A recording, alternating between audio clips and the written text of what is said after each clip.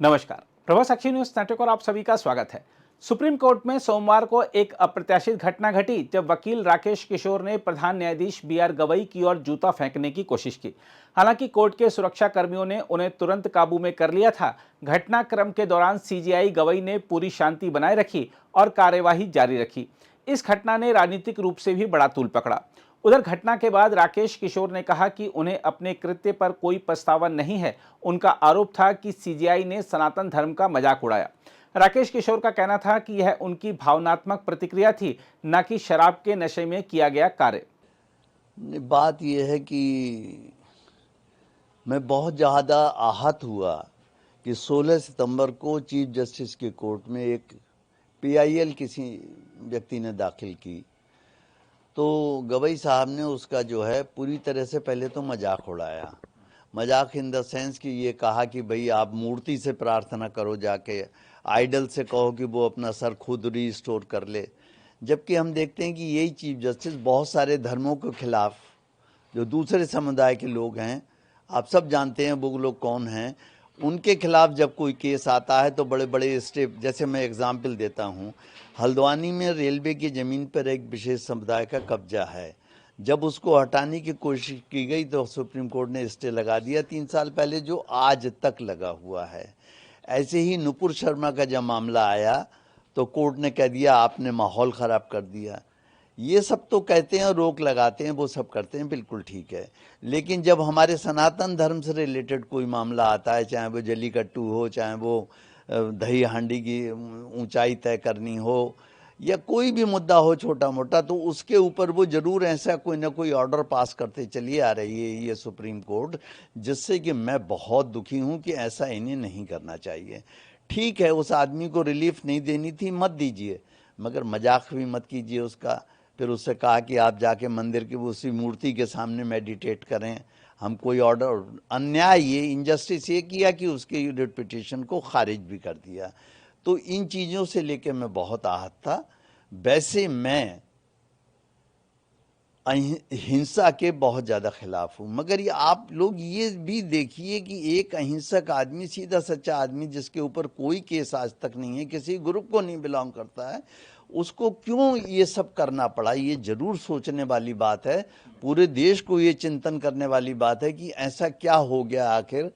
मैं भी कम पढ़ा लिखा नहीं हूँ, मैंने भी एमएससी पीएचडी एलएलबी, मैं भी गोल्ड मेडलिस्ट हूँ। ऐसा नहीं है कि मैं नशे में था या मैंने कोई गोलियां खा रखी थी और मैं कुछ करके आया, ऐसा कुछ भी नहीं है। उन्होंने एक्शन किया, मेरा रिएक्शन था, ये जो भी था। तो आप इसके लिए जैसे लेना चाहें लीजिए। आई एम फ्री टू से दिस थिंग कि मैं फियरफुल नहीं हूँ किसी चीज़ के लिए, ना मुझे कोई इस बात का अफसोस है कि क्या हुआ क्या नहीं हुआ। नहीं, मेरा मैटर नहीं लगा हुआ था, लेकिन ये बात है कि मैं पहले से सोच के इसलिए गया था क्योंकि 16 सितंबर के बाद से मुझे नींद नहीं आ रही थी, और कोई परमात्मा की शक्ति मुझे नींद से उठा उठा के कहती थी कि भाई ये क्या कर रहे हो, तुम सो रहे हो, देश जल रहा है, तुम सो रहे हो। तो इसलिए मुझे ये करना पड़ा। कल की तैयारी मेरी थी ये कि मैं 2 दिन, मैं हार्ट का पेशेंट हूँ, वाल्व मेरा एक पूरी तरह से ख़राब है, जिसका अब मुझे रिप्लेसमेंट कराना है। अपोलो में मेरा पिछले 7-8 साल से इलाज चल रहा है हार्ट का। मैं 2 दिन की दवाएं लेके गया था, क्योंकि मुझे मालूम है कि पुलिस के इंतजाम में इसमें उसमें देर लगेगी। और मैं ये भी सोच, मुझे तो बड़ा ताज्जुब है कि चीफ जस्टिस ने मुझे छोड़ दिया। मैं इसे उनका उपकार मानूं, एहसान मानूं कि क्या मानूं, ये मैं नहीं समझ पा रहा हूँ। छोड़ दिया, उनकी मर्जी है। तो कल घटनाक्रम हुई, आपने क्या? कोई घटनाक्रम कुछ भी नहीं हुआ, उस समय जाने दीजिए। केवल इतना हुआ कि वहाँ पर मुझे डीसीपी और एसीपी के ऑफिस में 3-4 घंटे पूछताछ होती रही। मैं नहीं जानता कौन कौन ऑफिसर थे, लेकिन उनका बहुत बहुत धन्यवाद है कि उन्होंने एक बार चाय और बिस्किट भी मुझे खिलाए और एक बार लंच भी कराया, पानी को पूछते रहे। ये सब मैं उनका उपकार मानता हूँ। लेकिन सर एक सवाल ये करना, नहीं, क्या करना क्या न करना वो जाने दीजिए, मैं उसमें नहीं पड़ता। मगर सीजेआई को भी ये सोचना चाहिए कि इतने ऊंचे संवैधानिक पद पर जब वो बैठे हुए हैं, पूरी कोर्ट में हर वकील, काबिल से काबिल वकील उन्हें मी लॉर्ड कह रहा है, तो उन्हें मी लॉर्ड के माने समझने चाहिए। मी लॉर्ड का क्या मतलब, उसकी गरिमा रखनी चाहिए। भाई ये है, किसी को आप भीख नहीं दे सकते तो उसका बर्तन तो मत तोड़ दीजिए, उसको इतना जलील तो मत कर दीजिए कि भगवान के सामने मेडिटेट करो। फिर इतना ही कह दिया तुमने, कुछ नहीं। आगे तुम मॉरिशस जैसे देश, दूसरे देश में बोल रहे हो जाके कि देश बुलडोजर से नहीं चलेगा। अरे मैं क्वेश्चन है मेरा सीजेआई से भी और जितने मेरा विरोध कर रहे हैं कि मुझे बताइए कि जिन लोग, मैं बरेली का पैदा हुआ हूँ, बरेली कॉलेज से मैंने बीएससी किया है, मैं बरेली में बड़ा पला हूँ, मेरा मकान है बरेली में, मेरे पेरेंट्स रहते थे। मुझे ये बता दो कि जिन लोगों के खिलाफ बुलडोज़र चला रहे हैं, उन्होंने सरकार की संपत्तियों पे कब्जे कर रखे हैं, बड़े बड़े महल बना रखे हैं, होटल बना रखे हैं, मैरिज के लॉन बना रखे हैं, उन्होंने, उनके खिलाफ क्या योगी जी जो बुलडोज़र चला रहे हैं वो कार्रवाई गलत है? उन्होंने अवैध ज़मीनों पर कब्जा कर रखा और तुम रोक लगाते जा रहे हो हाई कोर्ट सुप्रीम कोर्ट वाले। तुम ये नहीं सोच रहे हो कि तुमने हल्द्वानी में जो ज़मीन रेलवे की, मैं हल्द्वानी भी जा चुका हूँ, मैंने वो झुग्गी झोपड़ियाँ भी देखी हैं। आपने हल्द्वानी के रेलवे लाइन के दोनों तरफ ये पड़े हुए हैं, उस पर 3 साल से रोक लगा कि यही सुप्रीम कोर्ट बैठा हुआ है। बोलिए क्या उनके लिए, जब एक अवैध संपत्ति है तो उस पर काहे की ज़रूरत है, क्या ज़रूरत है? आप बाद में वो केस लेके आते हैं, आप उस केस को डिसाइड कीजिए कि भाई ये ज़मीन इनकी थी, वापस कर दीजिएगा उन्हें। मगर ये तो नहीं कि पहले से ब्लैंकेट बैन कर दिया कि साहब इस पर बुलडोज़र नहीं चलेगा। इन सब चीज़ों से मैं आहत हूँ और रहूँगा। नहीं, अब बात यह है कि भाई हजारों साल हम सबके गुलाम ही रहे, जो छोटी छोटी कौम आई वो हम पे राज करके चली गई, वो केवल इसलिए क्योंकि हम हमेशा बहुत टॉलरेंट रहे, आज भी हम टॉलरेंट हैं। लेकिन जब हमारा अस्तित्व खतरे में है तो मैं चाहता हूं कि सनातनी कोई भी चुप ना बैठे, घर में कुछ ना कुछ जो जिस स्तर पे कर सकता है वो करे। मैं उकसा नहीं रहा हूं, मगर मैं ये जरूर चाहूँगा कि अपने हितों का ध्यान जरूर रखें, हम भी, हमारे पॉलिटिशियंस भी, पुलिस भी, जुडिशरी भी, और वो समझें कि भाई जब 1947 में आज़ाद हुआ था हमारा देश, उस समय 7 मुल्क थे और 7 की जगह आज 57 हैं। हम एक थे, उसमें से भी आधा इधर दे दिया, आधा उधर दे दिया, अब आधा फिर बंटने वाला, फिर हम पे क्या बचेगा? हम कहाँ भागेंगे? मेरा ये तर्क है उसके पीछे। एक सवाल ले सकता है आपके खिलाफ? नहीं, बार काउंसिल ले नहीं सकता, बार काउंसिल ने ले लिया। कल ही मेरे पास हार्ड कॉपी आई है, मैं आपको दिखा भी सकता हूँ, मेरे पास ही थी अभी,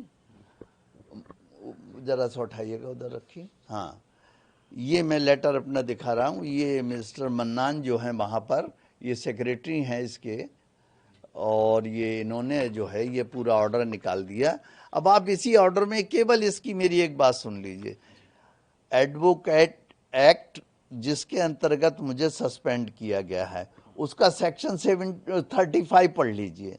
उसमें लिखा हुआ है कि जब भी कोई कंप्लेंट आप पे आती है, अव्वल तो कोई कंप्लेंट आई नहीं, या आप सुओ मोटो ले रहे हैं एक्शन, तो उस मैटर को आप एक डिसिप्लिनरी कमेटी बना के दे दीजिए, वो हमें नोटिस देगी, हम उसका जवाब देंगे। ये इसे कहते हैं प्रिंसिपल ऑफ नेचुरल जस्टिस। अब आप देखिए क्या कमाल है, इतने बड़े, जिसे आप कहते हैं बार काउंसिल, उसने नियमों का उल्लंघन कर दिया मेरे मामले में। उन्होंने मुझे कोई नोटिस नहीं दिया, कोई डिसिप्लिनरी कमेटी नहीं बनाई, एक ही आदमी ने ऑर्डर भेज दिया कि सस्पेंड हो गया आप, और अब आप कहीं प्रैक्टिस नहीं कर सकते। बताइए, कमाल की बात है। मेरे केस लगे हुए हैं जिनसे मैंने फीस ली हुई है, मुझे उनकी फीस रिटर्न करनी पड़ रही है। सवेरे ही एक सज्जन आए थे, अपनी फाइलें ले गए, जिन्हें मैं छोड़ के आ रहा था, आपने देखा था, और बड़ा सा बैग था, फाइलें थी, और उन्होंने कहा साहब पैसे में, जी मुझ पर आज थे नहीं पैसे। मैंने कहा मैं बाद में दे दूंगा आपको, और दूंगा मैं उन्हें, क्योंकि मैं किसी का पैसा नहीं मार सकता। तो मगर उन्हें भी सोचना चाहिए कि एकदम उन्होंने तुगलकी फरमान मेरे खिलाफ जारी कर दिए कि आप सस्पेंड, ऐसे सस्पेंड होता है कोई? मैं जवाब दूंगा इसका उन्हें। सर एक सवाल ये तरह से ये तो बात को घुमा रहे हैं। प्रोपेगेंडा चलाया जा रहा है, आप क्या कहेंगे? हाँ, मैं ये कहूँगा कि मेरा नाम है डॉक्टर राकेश किशोर। क्या कोई मेरी जात बता सकता? हो सकता है मैं भी दलित हूँ। तो ये तो एक तरफा बात हो गई कि आप इस बात का फ़ायदा उठा रहे हैं कि वो दलित, तो वो दलित नहीं हैं।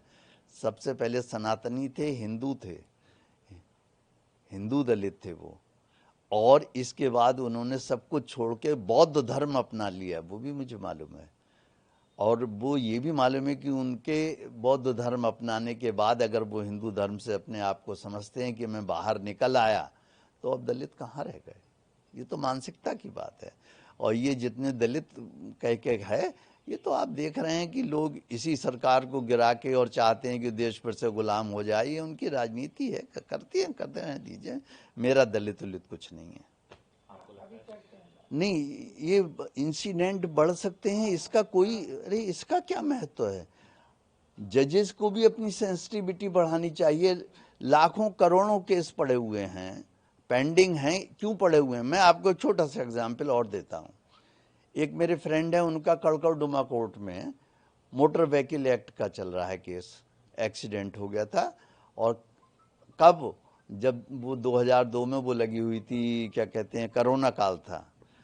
और उसमें साफ उसने खुद कहा है, विक्टिम ने, कि मैं रॉन्ग साइड से मोटरसाइकिल लेके आ रहा था, हेलमेट नहीं लगाए हुए था, ड्राइविंग लाइसेंस नहीं था, और एक्सीडेंट के सीन पे कोई स्क्रैचिंग निशान नहीं है पहियों के। जब मैंने जज की पिछली बार मैं गया उनकी अदालत में, मैंने कहा हुजूर ऐसे, तो उन्होंने कहा आप क्या चाहते हैं, मैं अभी केस ख़त्म कर दूं? कमाल है भाई, ये तो प्राइमा फेसाई चीज़ है कि अगर आदमी ये गलत आ रहा है, ड्राइविंग लाइसेंस नहीं है, मोटरसाइकिल चला रहा है, और गाड़ी के एक्सीडेंट भी ऐसे नहीं, उसको वो तो गिरा मोटरसाइकिल से, उसकी पैर की हड्डी टूट गई। ये तो नहीं थी कि हमारी गाड़ी का पहिया चढ़ गया और हड्डी के टूट के कुर्चा हो गया और जरा सी चिप्स उधड़ गई उसकी, कुछ नहीं हुआ, ना मोटरसाइकिल डैमेज हुई, ना कार डैमेज हुई। अब इस पे आप केस 4 साल से चल रहा है, और वो जिसके खिलाफ चल रहा है वो बहुत बड़े हॉस्पिटल में बेचारे डॉक्टर हैं, वो हर डेट पे हाथ जोड़ कर खड़े हुए हैं वहाँ पे। तो ये इस तरह से केस के प्रोसेस ऐसे बना लिए हैं कि बढ़ाते ही चले जाओ ऐसे, तो इसमें कोई क्या करेगा? सर अफसोस है सर आपको? बिल्कुल अफसोस नहीं है, ना मैं माफ़ी मांगने वाला हूँ, ना मुझे अफसोस है। मैंने कुछ भी नहीं किया है। आप मेरे ऊपर सवाल उठा रहे हैं, परमात्मा ने जो करवाया वो मैंने किया, मैं करता नहीं, महज साक्षी हूँ। वो उसने करवाया, उसकी इच्छा पूरी हो, उसकी इच्छा होगी कि मैं जेल जाऊं, या मुझे फांसी लगा दी जाए, या मुझे मार दिया जाए, तो वो परमात्मा की इच्छा है। मैं कहता हूँ वो परमात्मा की इच्छा पूरी हो।